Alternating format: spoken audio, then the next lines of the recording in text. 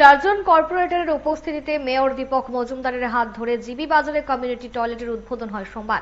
প্রায় 15 লক্ষ টাকা ব্যয় করে শৌচালয়টি নির্মাণ করা হয়েছে। বাজারে শৌচালয়ের ব্যবস্থা হওয়ায় অনেকেই উপকৃত হবেন বলে আশা ব্যক্ত করেন মেয়র।